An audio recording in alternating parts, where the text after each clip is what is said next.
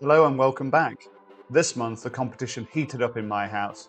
My daughter and I continued our epic premium bond showdown to see who can win the most. And it's time to reveal this month's winnings as well as how much we've won from £100,000 invested over the last 9 months. Also, I take a look at whether we're still backing the right horse by putting our savings in premium bonds. We'll cover the alternatives available and what could be a better option than premium bonds going forward. As we know, premium bonds are unique. You buy bonds from National Savings and Investments, and instead of earning an interest payment, you're entered into a monthly prize draw, which gives you a chance of winning a tax-free cash prize. Prize draw rate does change, usually in line with interest rates. It's currently sitting at 4%, but that 4% published figure is not the rate you normally win at. A person with average luck would normally get about 3.5% return. But of course, this can vary a lot, depending on how lucky you are.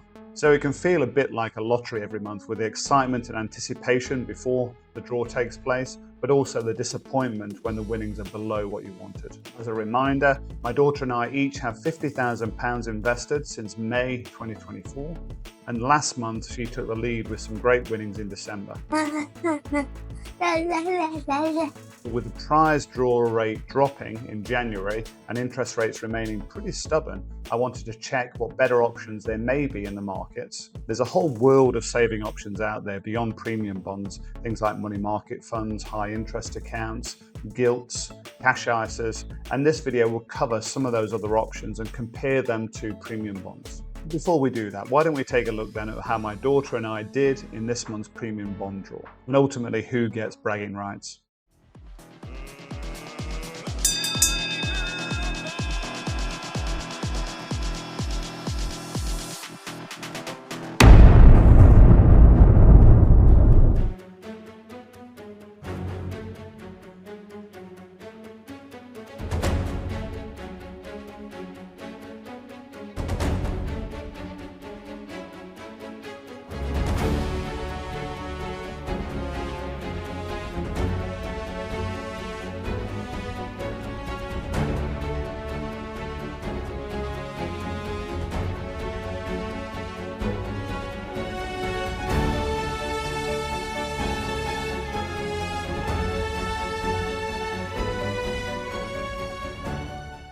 So my daughter won £275 this month and I won a measly £25.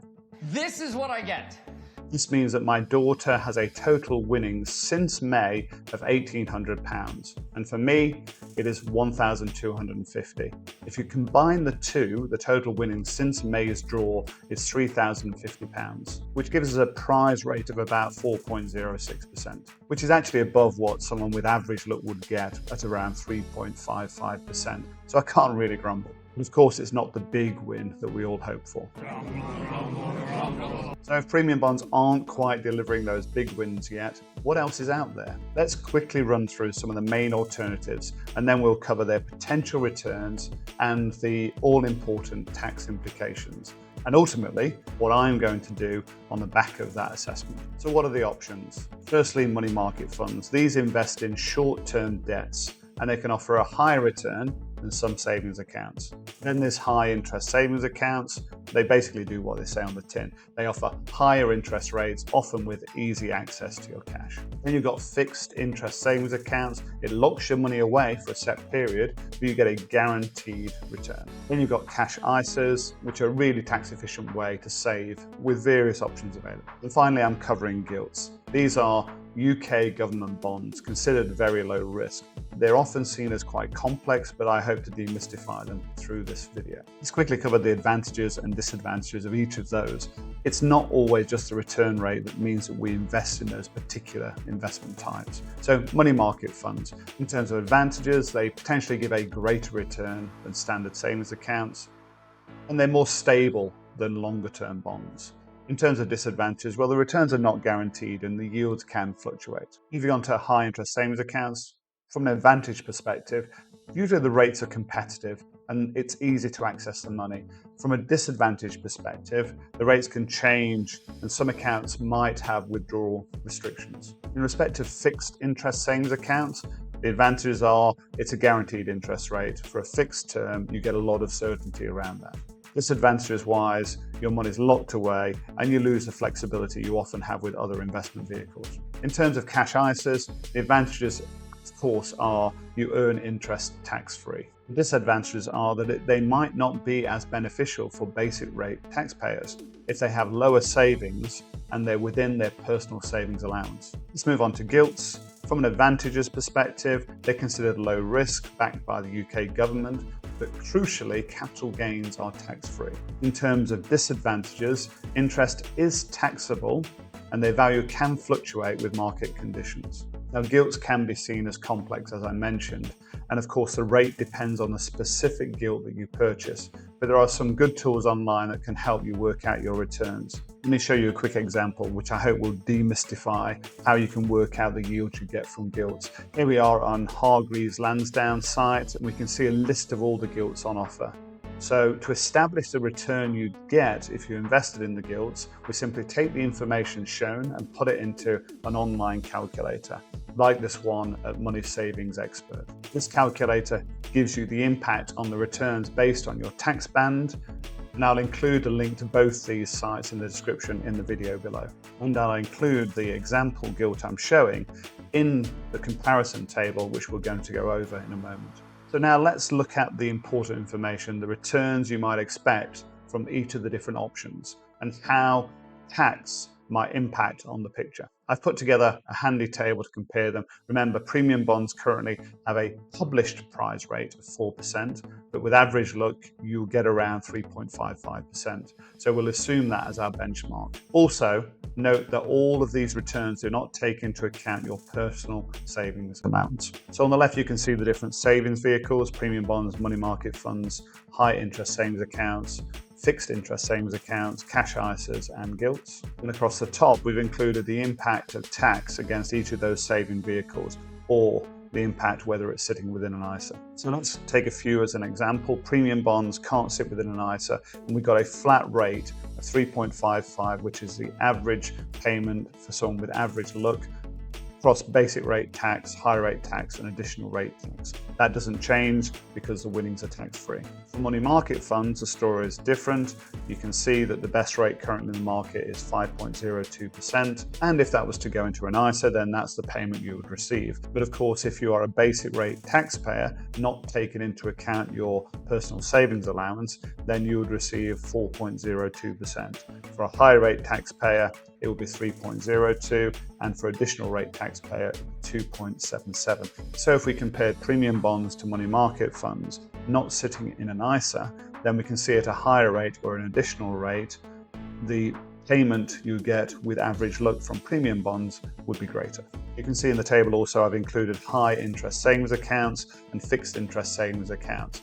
Now, I've not included them in an ISA because you can see the cash ISA below. But if we do look at the tax implications of those savings accounts, we can see that a basic rate taxpayer, not taking into account their personal savings allowance, will get a better return than some with average look on premium bonds. However, those that are higher rate taxpayer or additional rate would, with average look, get greater payments from premium bonds. Now taking a look at cash ISAs, the interest payments are quite high at the moment, 5.01%, and that's flat across all the different tax bands, because of course interest payments are tax exempt in an ISA. Finally, moving on to gilts, we're taking the example that we looked at earlier. Of course, this table can be updated using the tools that I've linked to in the description. Now, this is assuming that the gilts are held to maturity. And you can see that gilts can be held within ISAs. Now, they are capital gains tax exempt, but the coupon payments, the regular interest that you pay, is taxed. So the benefit of them going into an ISA is those coupons would not be taxed. You can see that gilts within an ISA give a slightly better return. A bit of a waste though, because ultimately, because gilts are capital gains tax exempt on maturity, then all you're being taxed against is the coupon. And you can see the difference that makes with a low coupon gilt. So 4.03% payment within an ISA only drops to 4% payment if you're a basic rate taxpayer, and only drops again to 3.98 and 3.97, give or take, for a higher and additional rate taxpayer. This is again because coupons are taxed, of course, but the proceeds, the maturity of the gilt are capital gains tax exempt. So as you can see, putting cash into an ISA is very attractive for money market funds, for cash savings, less so for gilts. And so, as I've always suggested, putting your cash into an ISA to gain from that tax exemption within the ISA is always beneficial, and you'll likely get better returns than you would through premium bonds. However, as we know, the maximum you can put into an ISA each year is £20,000, and premium bonds allowance is up to £50,000. So there is a disparity between how much you can invest. And of course, some of the other saving vehicles don't have that £20,000 limitation. However, if like me, you've already filled out your ISA allowance, then this changes things. At basic rate tax, all of the alternatives give greater return compared to average luck in premium bonds. But as soon as you get to high rate tax or additional rate tax, it's only gilt that outperforms premium bonds if you have average luck outside an ISA wrapper. Now, of course, this can be improved if you have not taken your personal savings allowance. So what's the verdict? Well, seeing these figures laid out this way, I'm seriously considering my options. Perhaps not in the way you think, as I'm a higher rate taxpayer and I've already used up all my personal allowance, then premium bonds are still an attractive option. They're easy to access, they're liquid and they're safe. But I also have money in money market funds, and I like the fact, of course, that they're liquid and they're low risk. But it might be the time to move the funds, or some of the funds I have in the money market funds, over to gilts, as they would give a better return for a higher rate taxpayer due to them being capital gains tax exempt. Now, if you're interested in my approach to investing in money market funds and why I do that, then I've created this video which covers some of my money market investments with Vanguard and InvestEngine. So I hope this dive into savings options beyond premium bonds has been helpful. I'd love to hear your thoughts. Are you sticking with premium bonds? Are you tempted by any of the other options? Let me know in the comments. Also be interested, if you are sticking with premium bonds, what sort of results are you seeing? And if you like this video, please like and subscribe if you haven't already, and share with anyone you think would get value from it. And don't forget to hit the notification bell so you're advised of the next video when it's released. I'll of course let you know what I decide to do around money market funds and gilts, and continue to update on who's winning the ongoing premium bond battle between my daughter and I. See you next time.